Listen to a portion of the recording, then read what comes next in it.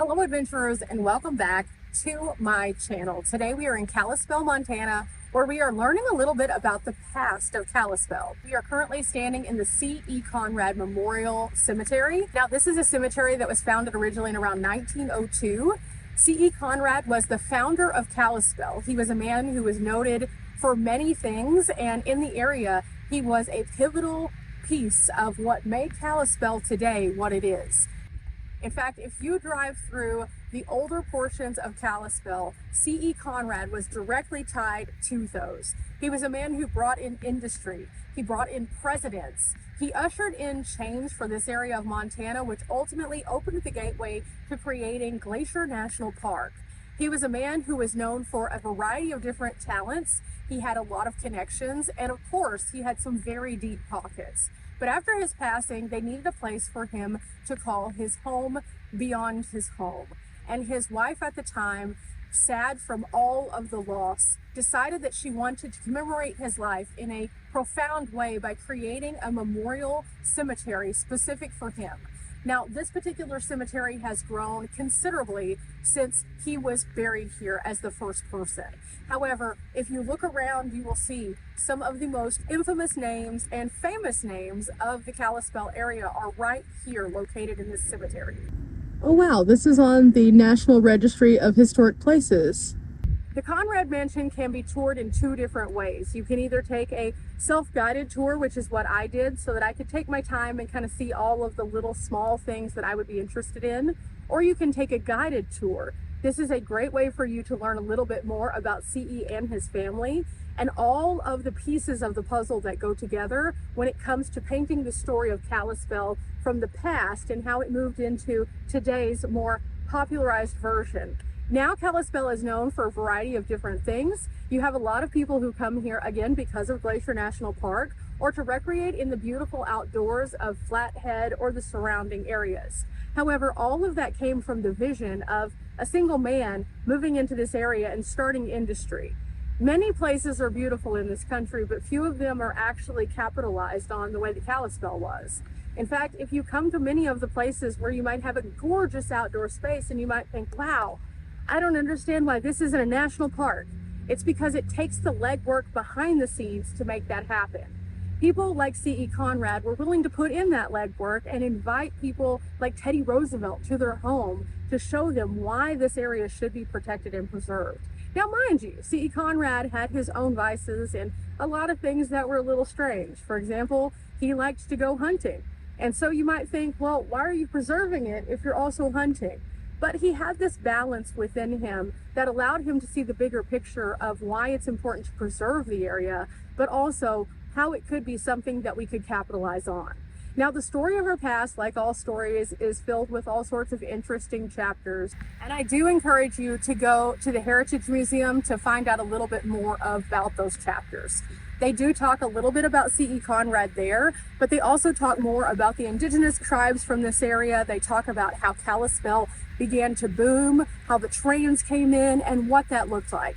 All of those pieces are moving parts that are vital to the story. So if you connect those pieces by going to those locations, you can learn a bit more. But today, again, we're going to go and find the area for C.E. Conrad. We're going to check it out. I always come to cemeteries to learn from the past and talk about their stories of the people that we're seeing. And so I thought this one would be an interesting one. While we are here, they also have some additional graves. These are the people who have given their lives in the service of our country. They have World War I, World War II, and the Spanish-American War commemorated here.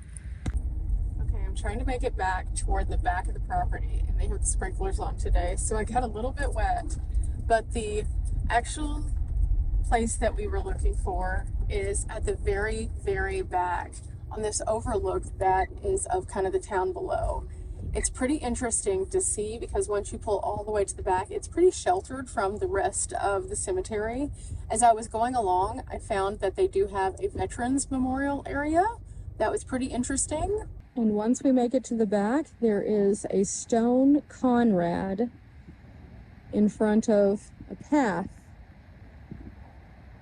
that takes us to Mr. C.E. Conrad. This is marked on the National Registry of Historic Places. because it was such a pivotal piece of Kalispell history. And so whenever you come here, you can hear some of the noise from around the town that is just below. The trees are pretty overgrown, so you can't see as much, but you can definitely hear the town. It notes that on one fine fall day in 1902, the Kalispell founder Charles E. Conrad, or C.E. Conrad, and his wife Alicia took one last horseback ride, and they came to this very area that we are looking at right now. They noticed that there was a narrow overlook in this direction, and they really enjoyed to see the valley spread below. And Charles told his wife there could be no more of a lovely place for his final rest. Then Charles died a few weeks later, but not before he sketched out the mausoleum that he was interested in having. Now, Alicia wanted to honor his final wishes, so he made sure that this became his final resting place, but it wasn't without challenge. She also had over 100 stepping stones put onto the cliffside so she could access this private section to see her husband. And so I thought that was a pretty interesting piece of the story, but it didn't stop there. This particular property that we've been browsing around, we wanted to make sure that it was available to others in the same way that Charles had enjoyed this space. So she worked tirelessly to create the cemetery itself, and she wanted it to be open to all people from all faiths and all walks of life. She didn't want it to be a specific cemetery just to her family because they could afford that luxury. Instead, she wanted it to be where other people of the community could come here and see this beautiful place. The entire cemetery is raised from the rest of the community, it feels, as you come up the big hill in the front. And as this place overlooks much of Kalispell, it was a place where people could come to honor their loved ones, but also where their loved ones could watch over them. And I think that that's pretty incredible, and also a really profound thought. A lot of times whenever people come to a cemetery, they see, again, the stones everywhere. They might see a few that are unique or interesting, have a cool design, and they don't necessarily connect with the stories of the people who are here. But through this sign, because it's a historic sign, we're able to see the motives behind the cemetery. And also the interesting story of C.E. and his wife, Alicia. It's fascinating to see throughout time how people can come to an area for various reasons. Some come to areas for work, others come to areas because they have to, because they're traveling and they just can't go any further. And seeing how they wanted this to be accessible to all people instead of just the upper echelon is kind of fascinating. But there's a little bit more information here, and then we're going to go see the mausoleum, which he had sketched out.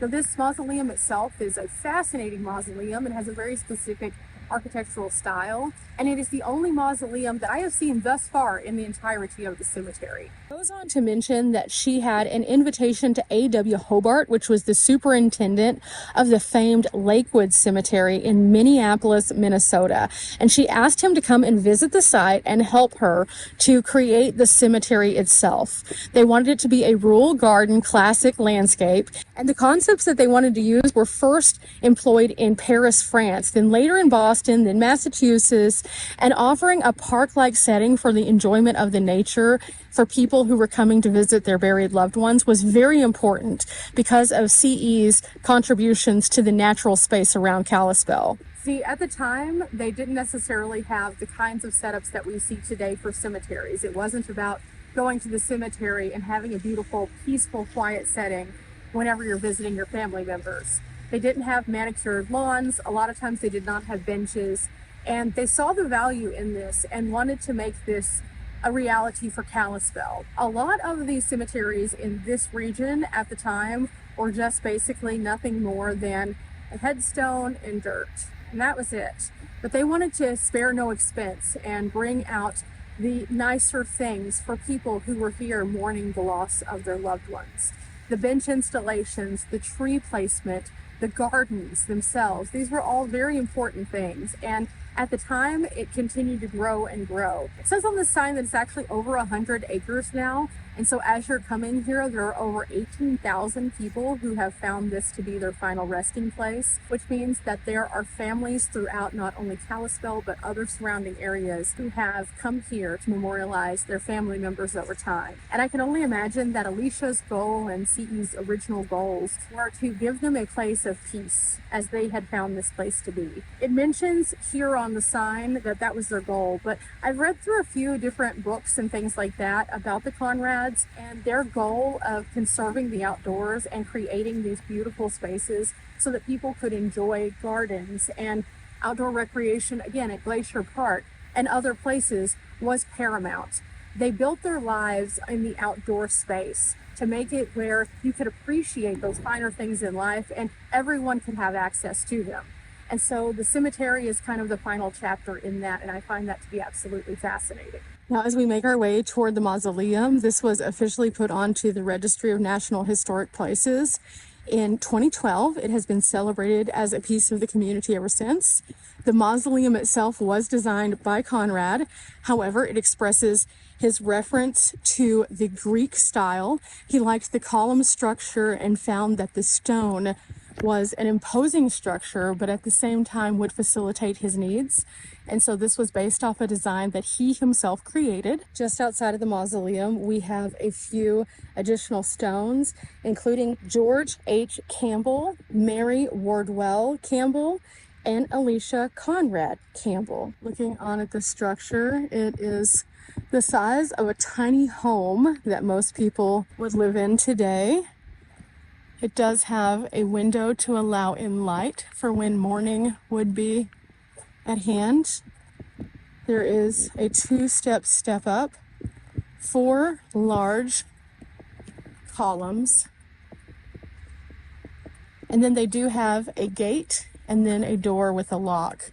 And as you can see, people still bring flowers here today. On the opposite side, there's also a matching window, and there's a small step outside.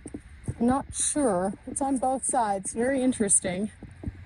But then it takes you back toward the point for which they would have ridden out to, so they could see all of the land around. Now, coming out to places like this, a lot of people might not feel as comfortable doing so, but I think it's a valuable part of our history. Being able to come out and see things in its entirety and then learn about them is something that a lot of people don't consider. You can come out to a place like the Conrad grave here, and you might just think, okay, I'm going to a cemetery that's really creepy. Valid, I understand, but at the same time, there's nothing here that can bother you. I think that it's fascinating to be able to see the story of why this cemetery has offered such a retreat for so many. So many families have called this a place that they can come to and find peace. And I think that that is the bigger picture, but it wouldn't have started unless that afternoon in the fall, Alicia and Charles had gone on a ride. Ultimately, I find that we all have a contribution to the world around us in some way, shape, or form. Some of our contributions are going to be much larger than others based on what it is that we do. But one of the things that we can all see is at the end of the day, whenever we get to places like this, even the most wealthy of wealthy people ends up